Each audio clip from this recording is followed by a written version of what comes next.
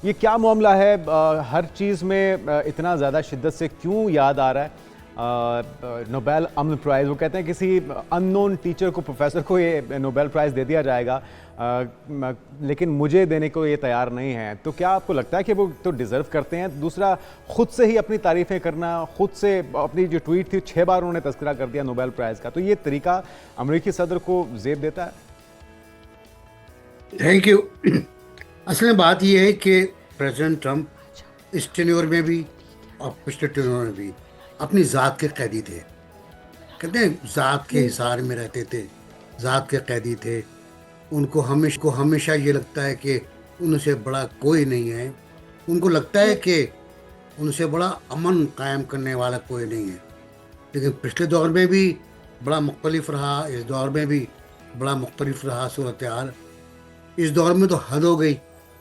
देखिए, जो ट्रम्प जो अवार्ड की कमेटी है वो नॉर्वे में बैठती है। वो एक अलग इंडिपेंडेंट लोग हैं, बिल्कुल गैर वाबस्ता लोग हैं, और उनको कुछ गाइडलाइंस हैं उनके पास कि अमन कायम किया हो, इंसानी हुकूक़ के लिए काम किया हो, लोगों के लिए काम किया हो, लोगों को मुसीबत से और कहीं और से निकाला हो।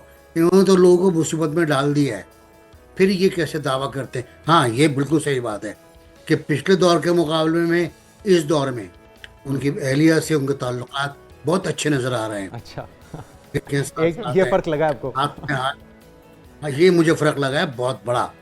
लेकिन बाकी फ़र्क जो है वो जो हम थिंक टैंक में बैठते हैं, बात करते हैं, तो जो विद इन कंट्री, पहले मुल्क की बात कर लें कि विद इन कंट्री जो सूरत हाल है वो उन्होंने ख़राब की है। इमिग्रेशन लॉज जो लाए हैं वो, उससे इंसानी हुकूक़ की बुनियादी खिलाफ वर्जी हुई है। अमेरिकी कवानीन को तोड़ा है उन्होंने, अमेरिकी लॉज को तोड़ा है उन्होंने। जो बाइडन को गालियां दे देकर, कहते हैं 2.1 मिलियन लोग बाहर से आए जो मुजरिम थे। How can you declare anyone a मुजरिम? तो एक तो मसला ये है, पर दूसरा ये मसला कि उन्होंने जो एक स्वीपिंग राइट्स दिए थे इजराइल को कि गो एंड फिनिश गजा, गजा जल्दी जाओ, गजा का काम तमाम करो, क्योंकि हम जो हैं वो वहाँ एक बस्ती बनाएंगे जिसपे फ़लस्तीनी नहीं होंगे। चुगताई साहब, यही तो सारी बातें हैं जिसकी वजह से शायद कमेटी भी सोचने पर मजबूर हो जाए कि डोनाल्ड ट्रंप साहब इस चीज़ के हकदार नहीं है, वो नोबेल अमन इनाम के हकदार नहीं ठहराए जा सकते। उनको खुद भी शायद ये खदशात मौजूद है उनके अपने दिल में भी कि उनको शायद इसके लिए नॉमिनेट ना किया जाए। यही वजह है कि वो बार बार ये कहते हैं कि किसी प्रोफेसर को दे दिया जाएगा ये इनाम, ये नोबेल इनाम, लेकिन मुझे नहीं दिया जाएगा। और शरपसंदी में अगर हम देखें तो डोनाल्ड ट्रंप साहब सबसे आगे हैं, और सारी जंगें शुरू करवाने वाले भी वही हैं। अगर पाकिस्तान और इंडिया की बात वो करते हैं तो इसके अंदर भी हवा जो है वो उन्हीं की जानिब से दी गई थी और इंडिया को थपकी दी गई थी कि जाओ, लेकिन हदूद के अंदर रहते रहते आप लोग जो करना चाहते हैं वो करके आ जाएं। और उसके बाद फिर अब उनका पल्ला झाड़कर साइड पर हो जाने वाला तरीक़ाकार, लगता है कि इसके ऊपर उनको नॉमिनेट किया जाएगा या उनको नोबेल इनाम मिल सकता है? नहीं, ओवरऑल जो अंडरस्टैंडिंग है वो ये है कि इंडिया पाकिस्तान सीज फायर जो है वो आर्जी है, परमानेंट नहीं है। कोई ऐसा मामला जो परमानेंट हो उसको हम कहते हैं पीस मेकिंग है। ये परमानेंट नहीं है। ऐसी ईरान पर जो आपने किया है उस पर दोबारा करेंगे आप, इसराइल भी दोबारा करेगा। गजा में जो आप कर रहे हैं वो आप किस हद तक जाएंगे? वहाँ तो आपको बचा भी नहीं जिंदा शायद। अब जब आपकी नई कॉलोनी की भेंट चढ़ गए तो ये बहुत सी बातें आती हैं सामने। फिर सबसे इम्पोर्टेंट जो है वो है फंडामेंटल ह्यूमन राइट्स के खिलाफ वर्जी। जो नॉर्वे की जो कमेटी है, नोबेल कमेटी, वो मेरे ख्याल है कभी उसको अवार्ड नहीं देगी। और अब तक जो मैंने दोस्त से बात की है जो इस सिलसिले को जानते हैं, उनका कहना है कोई रास्ता ही नहीं है। पाकिस्तान ने अगर नोटिफाई कर दिया है, पाकिस्तान ने अगर नॉमिनेट कर दिया है, तो वो कोई इतनी बड़ी बात नहीं है। पहले भी एक मुल्क था उसे नॉमिनेट किया था, तब भी रिजेक्ट हो गए थे ये, तो और ओबामा को मिल गया था। इनको जो ज़्यादा तकलीफ है तो ये ओबामा को मिल गया, मुझे नहीं मिला। लेकिन अभी दी- जिन चीज़ों की चुकाई साहब आप भी निशानदेही कर रहे हैं जिसमें मुसलसल वायलेशंस हम देख रहे हैं अभी ये ईरान और इजराइल की जंग के अंदर भी कांग्रेस की मंजूरी के बगैर इसे शुरू किया गया।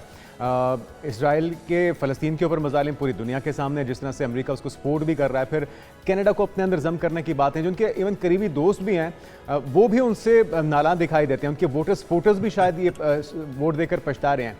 तो नोबेल का अमन प्राइज़ मिलना तो दूर की बात, आपको लगता है कि उनके लिए एक बड़ा चैलेंज अपने टेन्योर को पूरा करना भी होगा और उनका सबसे करीबी साथी इलॉन मस्क, जिसने बड़ी इन्वेस्टमेंट की उनके इंतखाबात के ऊपर, वो भी अब नई पार्टी बनाने का सोच रहा है। तो आपको लगता है कि उनको सियासी महाज पर भी एक बड़े चैलेंज का सामना आने वाले दिनों में करना पड़ेगा? नोबेल इनाम तो मिलना दूर की बात। देखिए, सेनेट में जो ये बिल आया था ना, बिग एंड ब्यूटीफुल जी इसकी हिमायत में 50-50 वोट आए थे, इक्वल हो गया था।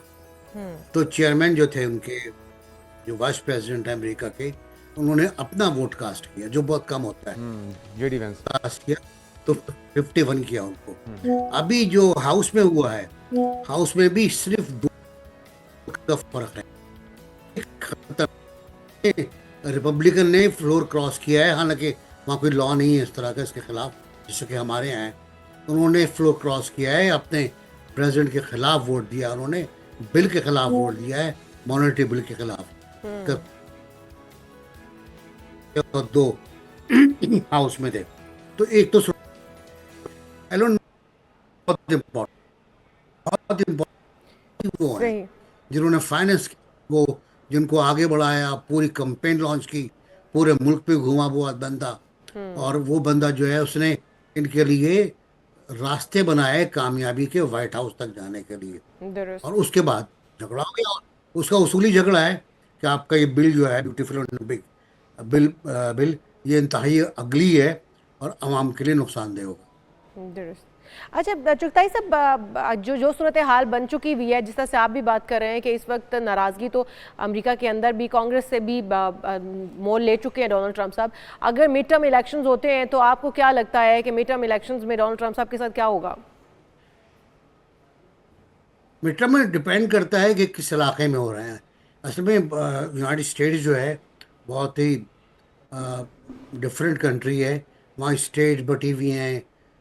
कोई ट्रेडिशनल डेमोक्रेटिक स्टेट है, कोई डेमोक्रेटिक ट्रेडिशनली ट्रम्प की स्टेट है। पिछले इंतखाबात में ये होता स्टेट गई थी, मिशिगन वगैरह, जिसकी वजह से नुकसान हुआ और ट्रम्प साहब जीत गए। इस बार क्या होगा? इस बार देखें, जो इनकी मकबूलियत वो कम हो रही है, जो इनकी जो कहते हैं रेटिंग वो नीचे आ रही है, अच्छी खासी नीचे आई है, 48 से भी नीचे आ गई है। तो ये तो उनके साथ कभी नहीं हुआ था। इनको गलबन एहसास भी होगा, लेकिन उस एहसास को छुपाने के लिए ये और एग्रेसिव हो रहे हैं। ये उन्होंने कल कह दिया ब्रिक्स के समिट ने एक बहुत तगड़ा पास किया रेजोल्यूशन, जो टैरिफ है या टैरिफ पॉलिसी, वो दुनिया की मईशत के खिलाफ है। और उस पर इन्होंने जवाब दे दिया, सोचे समझे बगैर, पॉलिसी तय किए बगैर, कि मुखालफत कर रहे हैं ब्रिक्स कंट्री, हम उन पर 10% एक्स्ट्रा टैरिफ लगाएंगे। तो ये तो उनका रवैया है, ओवरऑल रवैया है। अभी तक कांग्रेस ने कोई बिल पास नहीं किया, कांग्रेस ने कोई और तमाम फैसले खुद कर रहे हैं, एग्जीक्यूटिव ऑर्डर से के जरिए फैसले कर रहे हैं। तकरीबन आमरीत की शक्ल है अमेरिका में। और डोनाल्ड ट्रंप साहब लगता यूँ है कि सठिया से गए हैं, क्योंकि वो सारे फैसले खुद ही करना शुरू हो चुके हैं और नोबेल इनाम के लिए भी खुद को खुद ही उन्होंने सेलेक्ट भी कर लिया है और लगता ही है कि वो नोबेल इनाम लेकर ही रहेंगे।